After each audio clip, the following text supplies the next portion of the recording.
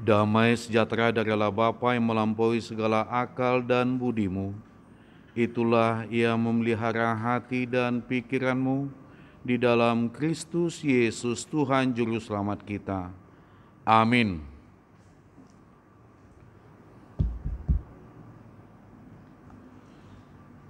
Salam. Jemaat Tuhan yang terkasih di dalam nama Tuhan Yesus Kristus, firman Tuhan yang menyapa kita pada minggu ini tertulis di dalam kitab 2 Raja-Raja pasal 23 ayat 1 sampai ayat yang ke-14. Beginilah firman Tuhan yang tertulis. Pembaharuan yang dilakukan Yosia. Sesudah itu raja menyuruh orang mengumpulkan semua tua-tua Yehuda dan Yerusalem. Kemudian pergilah raja ke rumah Tuhan dan bersama-sama dia semua orang Yehuda dan semua penduduk Yerusalem, para imam, para nabi dan seluruh orang awam, dari yang kecil sampai yang besar. Dengan didengar mereka ia membacakan segala perkataan dari kitab perjanjian yang ditemukan di rumah Tuhan itu. Sesudah itu berdirilah raja dekat tiang dan diadakannya lah perjanjian di hadapan Tuhan untuk hidup dengan mengikuti Tuhan dan tetap menuruti perintah-perintahnya, peraturan-peraturannya, dan ketetapan-ketetapannya dengan segenap hati dan dengan segenap jiwa, dan untuk menepati perkataan perjanjian yang tertulis dalam kitab itu, dan seluruh rakyat turut mendukung perjanjian itu. Raja memberi perintah kepada imam besar Hilkia dan kepada para imam tingkat 2 dan kepada para penjaga pintu untuk mengeluarkan dari bait Tuhan segala perkakas yang telah dibuat untuk Baal dan Asyerah dan untuk segala tentara langit. Lalu dibakarnyalah semuanya itu di luar kota Yerusalem di padang-padang Kidron, dan diangkutnyalah abunya ke Betel. Ia memberhentikan para imam dewa asing yang telah diangkat oleh raja-raja Yehuda untuk membakar korban di bukit pengorbanan di kota-kota Yehuda dan di sekitar Yerusalem. Juga orang-orang membakar korban untuk Baal, untuk dewa matahari, untuk dewa bulan, untuk rasi-rasi bintang, dan untuk segenap tentara langit. Dibawanya lah tiang-tiang berhala dari rumah Tuhan keluar kota Yerusalem ke sungai Kidron, lalu dibakarnya di situ dan ditumbuknya lah halus-halus menjadi abu. Kemudian dicampakkannya lah abunya ke atas kuburan rakyat jelata. Ia merobohkan petak-petak pelacuran bakti yang ada di rumah Tuhan, tempat orang-orang berpuan bertenun sarung untuk Asyerah. Disuruhnya lah datang semua imam dari kota-kota Yehuda, lalu ia menajiskan bukit-bukit pengorbanan, tempat para imam itu membakar korban, dari Geba sampai Berseba.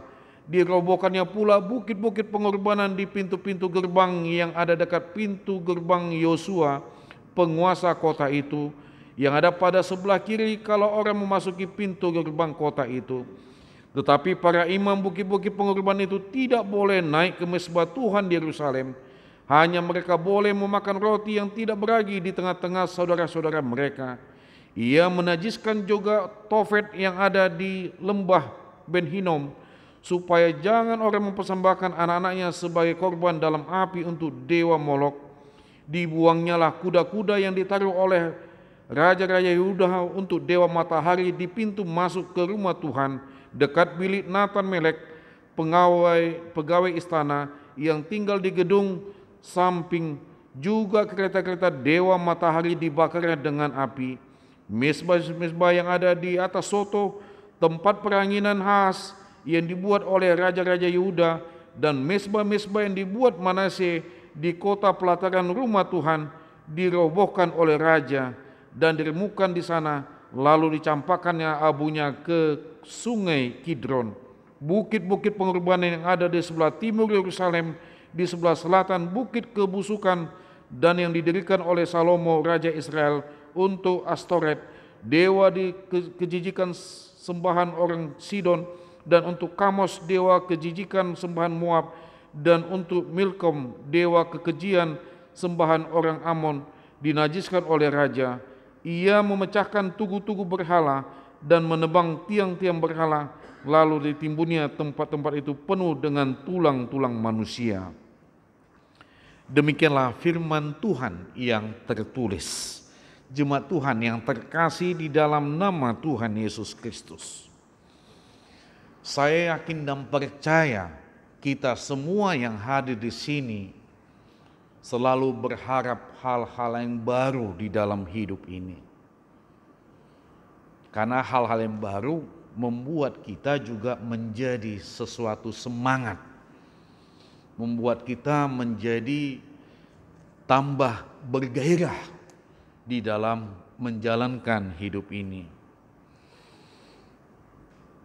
Dan itu tidak jauh dari kebiasaan diri kita. Dan biasanya dalam diri orang, khusus dulu kepada kaum perempuan, yang namanya perempuan kan harus cantik. Dan bagaimanapun juga kalau mau cantik selalu dia memperbaharui dirinya, kan begitu. Gak mungkin ada perempuan di sini yang tidak mau cantik. Saya yakin pasti mau cantik. Jadi bagaimanapun juga supaya ditatap oleh orang lain juga sesuatu yang luar biasa. Apalagi kepada anak gadis. Bagaimanapun juga dia harus cantik, kan begitu. Apalagi seorang ibu atau istri, jangan karena sudah berumah tangga tidak perlu cantik lagi. Oh jangan, harus tampil cantik juga dong. Harus itu. Makanya diusahakanlah bagaimana untuk ke salon, kan begitu. Dan bagaimana juga untuk berusaha merawat wajah, kan begitu. Bila perlu juga dijaga pola makannya, kan begitu. Dietnya diatur, sampai-sampai olahraga juga, dan juga sampai makan obat pelangsing tubuh, kan begitu. Saya yakin semua kaum perempuan berusaha bagaimana terus di dalam dirinya terbarukan, kan begitu. Yang namanya orang ya bagaimana untuk tampil cantik, berusaha cantik, kan begitu. Makanya banyak obat-obat kecantikan digunakan oleh kaum perempuan.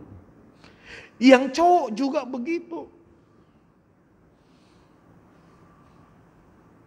Makanya sudah banyak tempat-tempat gym, bagaimana supaya tubuhnya seperti kekar, wah, berotot, kan begitu.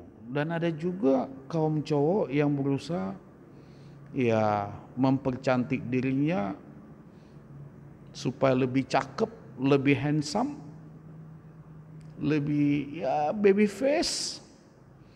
Ujungnya ikut juga seperti memoles-moles kaum perempuan. Ya ujungnya dia berubah sendiri sih. Kalau dipanggil cing, terus ai, gitu pula langsung kan. Udah banyak kaum laki-laki seperti itu saya lihat. Ya. Tak kenapa bisa berubah seperti itu. Dan kaum perempuan juga saking untuk tampilnya seperti cewek-cewek yang di drama Korea, drakor, operasi plastik. Ada orang bagaimana supaya wah, kesannya seperti dan selalu juga berusaha menggunakan bahasanya juga. Dan sampai-sampai mencintai film drama Korea, ujung-ujungnya hal yang lain pun juga, wah, ditirulah bagaimana gaya orang Korea. Itu hebatnya. Bagaimanapun yang namanya manusia selalu berusaha memperbaharui dirinya dengan hal-hal dia lebih cakep, lebih cantik, lebih ganteng, kan begitu. Itulah bentuk usaha manusia.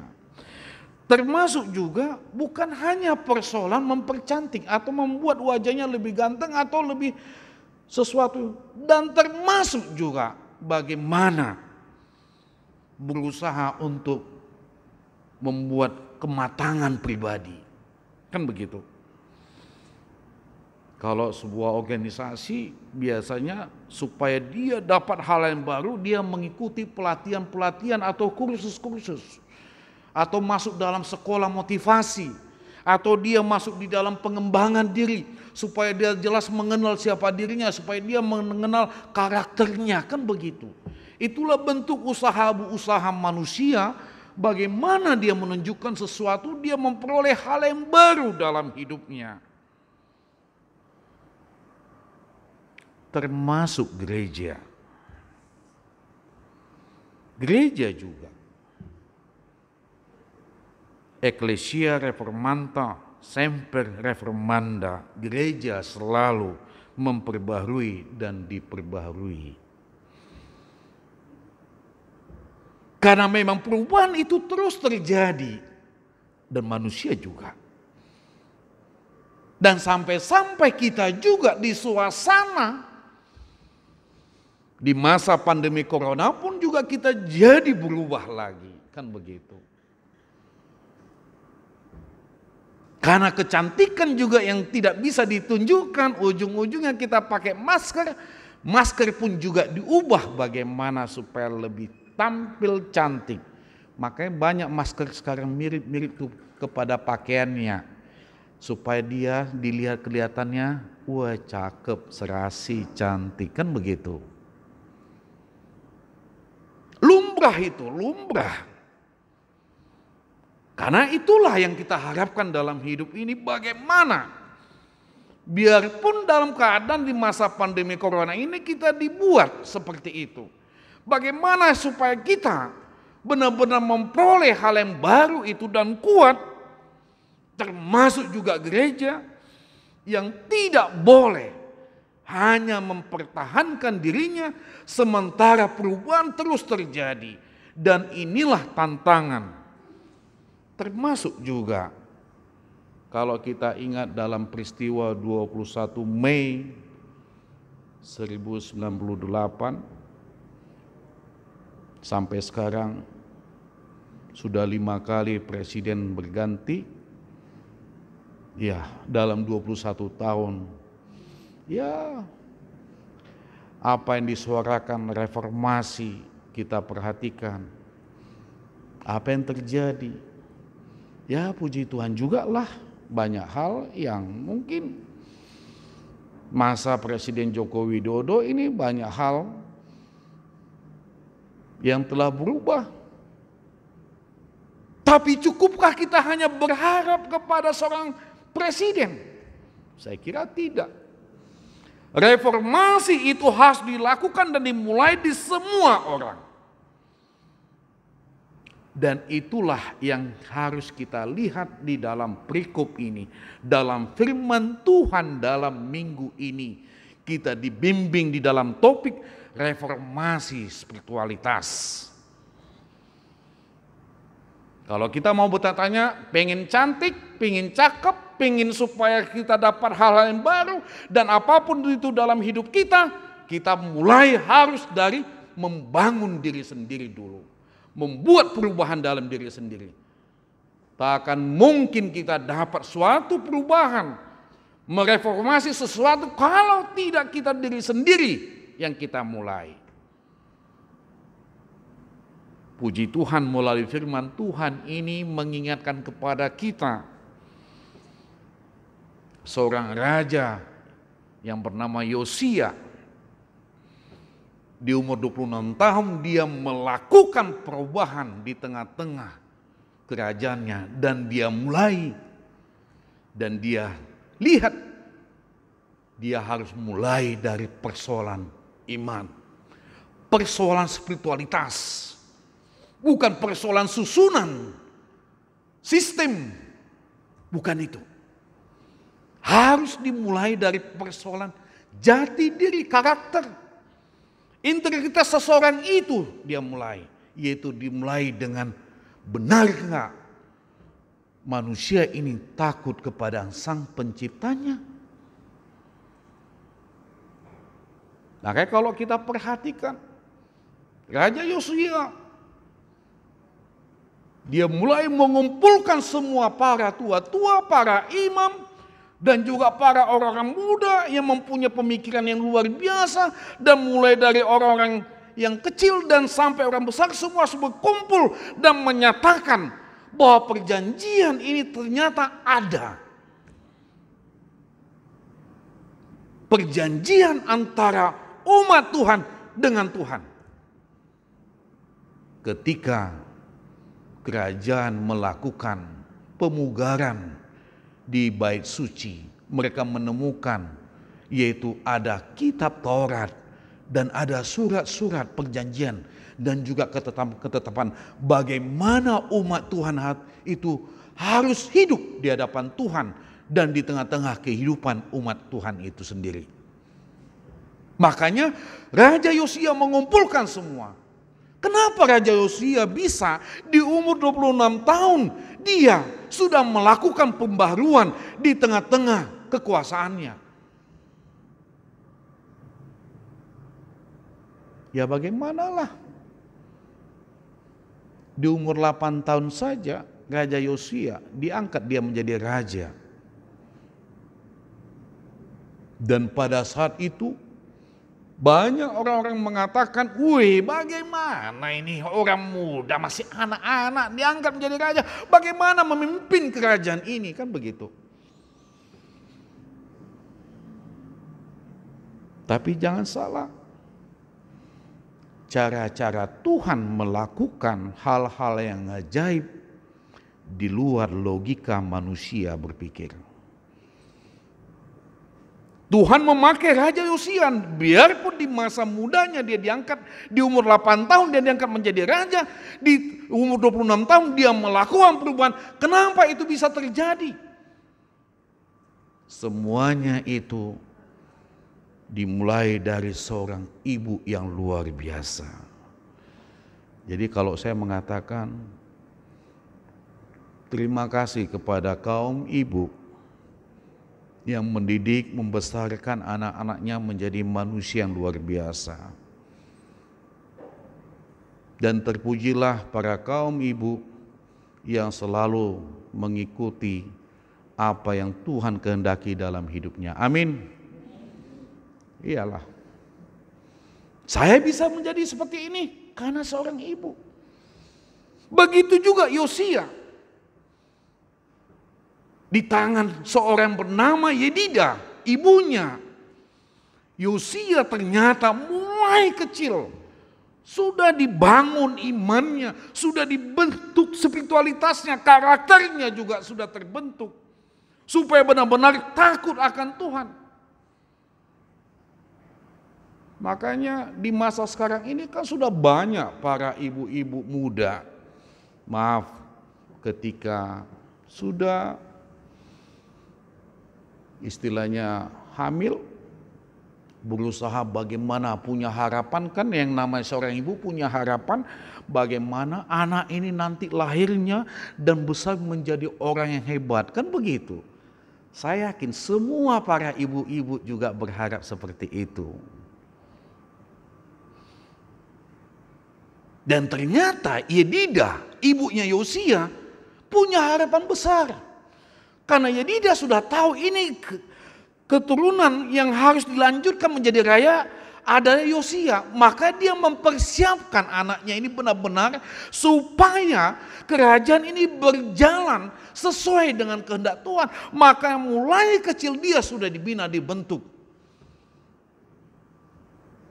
dibangun imannya. Makanya para kaum ibu muda sekarang kan biasa, wah supaya anaknya nanti suatu hal yang baik, menjadi pintar, takut akan Tuhan. Makanya waktu masih dalam kandungan itu, bayinya itu Ya didengarkanlah musik-musik klasik, kan begitu. Dan dipaksakan seorang ibu rajin membaca, supaya nanti anaknya rajin membaca, kan begitu. Dan juga berusaha melakukan hal-hal yang baik. Dan berusaha juga mencari sesuatu yang baru, yang baik, kan begitu. Itulah harapan seorang ibu. Dan itu terjadi kepada Yosia.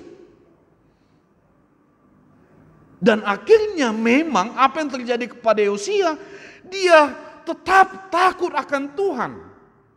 Bukan menunjukkan kekuasaan, tetapi dia melihat itu semua, dia pakai bahwa kerajaan itu dan singgasana itu adalah anugerah Tuhan. Dia pakai dan dia ajak semua umat Tuhan itu harus melakukan pembaruan iman. Karena dilihat sudah tidak benar lagi. Di bait-bait Allah sudah ada penyembahan-penyembahan berhala. Maka dia kumpulkan semua orang-orang tua, para imam, dan juga para pemikir, dan mulai anak-anak sampai orang dewasa untuk melakukan perubahan-perubahan itu. Dan membuat perjanjian, kembali lagi dibacakan untuk tetap setia kepada Tuhan. Ini sangat menarik. Untuk memperoleh sesuatu yang baru harus dimulai dari diri kita sendiri. Dan dalam topik minggu ini kita dibimbing dengan reformasi spiritualitas.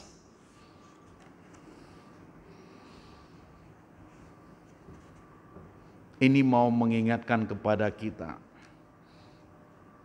dan juga kepada komitmen kita. Sebagaimana dalam 2 Korintus 4 ayat 16 dikatakan, sebab itu kami tidak tawar hati, tetapi meskipun manusia lahiriah kami semakin merosot, namun manusia batiniah kami dibaharui dari sehari ke sehari. Artinya ganub hari, tiap hari, setiap hari kita terus diperbaharui oleh Tuhan. Tapi persoalannya sering kita tidak dapat melihat lebih dalam. Kita hanya selalu berharap dengan hal-hal yang baru, hal-hal yang baik. Kalau itu mau kita harapkan, kalau tidak kita mulai dari kita sendiri, bagaimana mungkin itu bisa terjadi hal-hal yang baru? Begitu juga kepada Yosia, dia sadar bahwa hidupnya adalah anugerah Tuhan, maka dia juga tidak mensia-siakan kesempatan itu.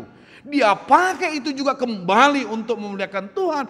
Dia pakai itu semua bagaimana memperbarui dirinya dan juga umat Tuhan pada saat itu. Dan itu dimulai dengan merubah apa yang terjadi di bait suci itu harus dihancurkan.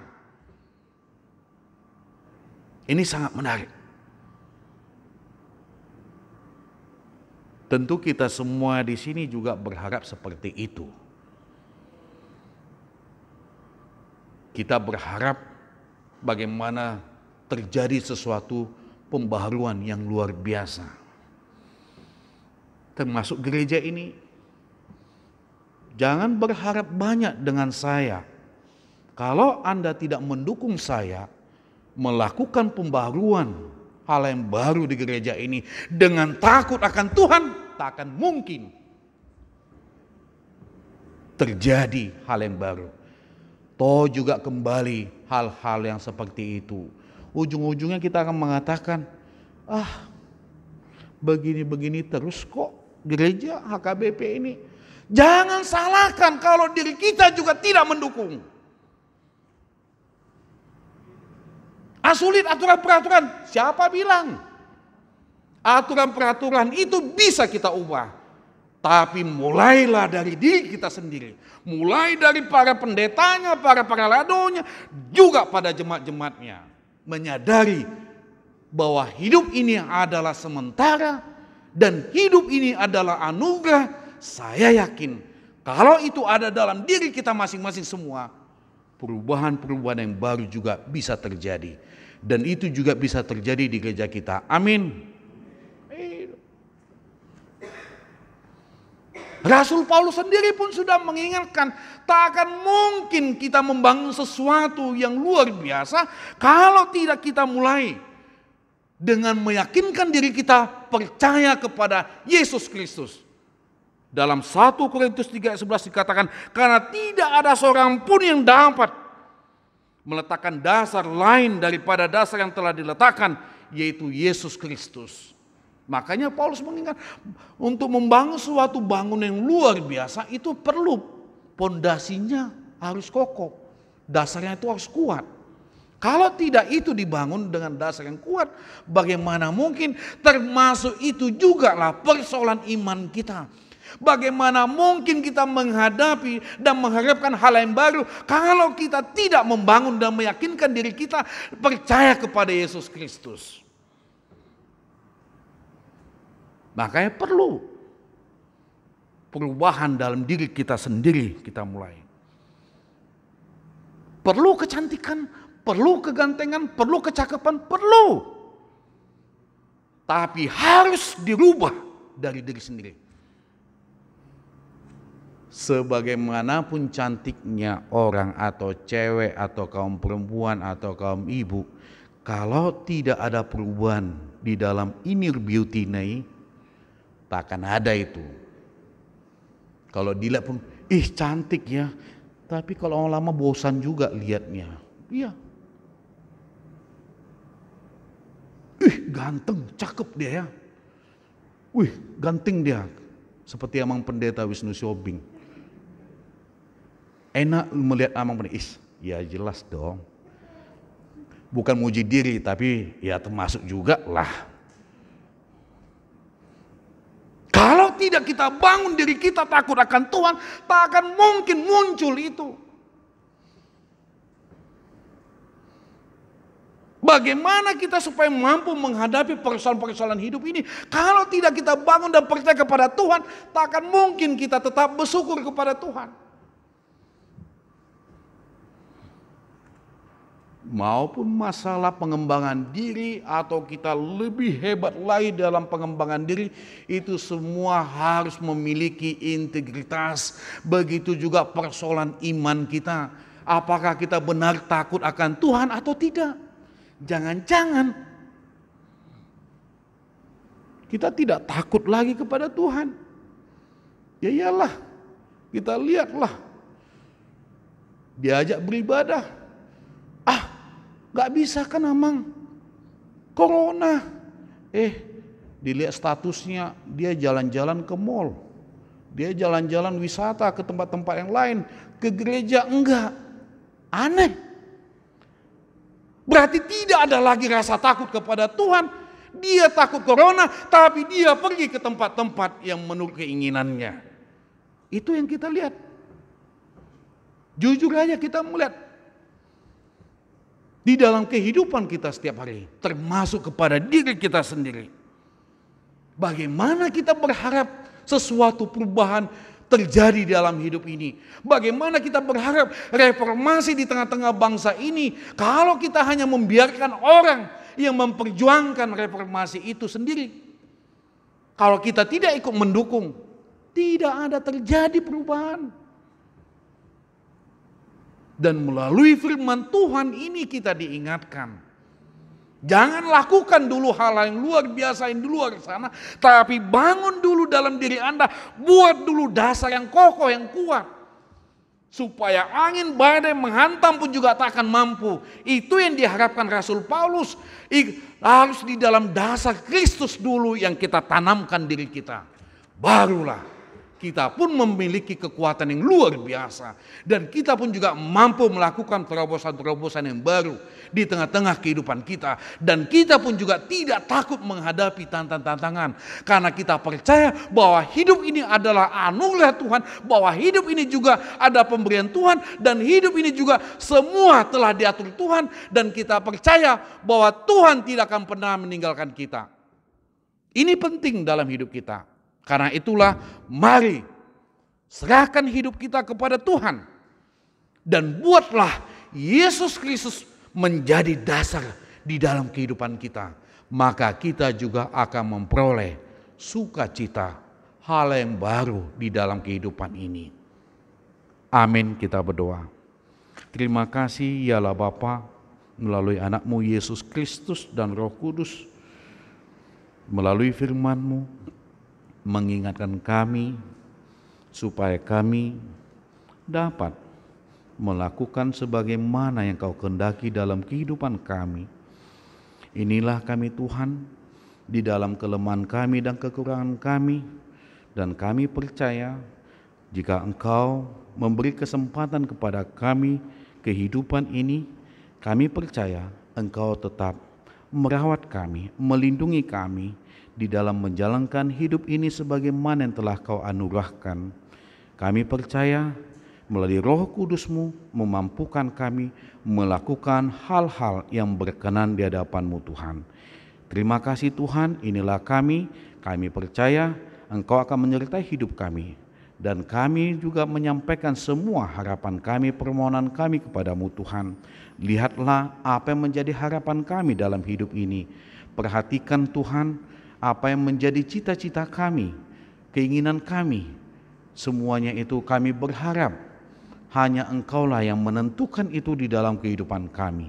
Karena kami percaya jika Engkau memberi kesempatan hidup kepada kami juga percaya Engkau akan menyiapkan segala sesuatu yang indah, yang baik dalam hidup kami. Terima kasih Tuhan, terimalah doa kami ini melalui anak-Mu Tuhan Yesus Kristus, Tuhan Juru Selamat kami. Amin.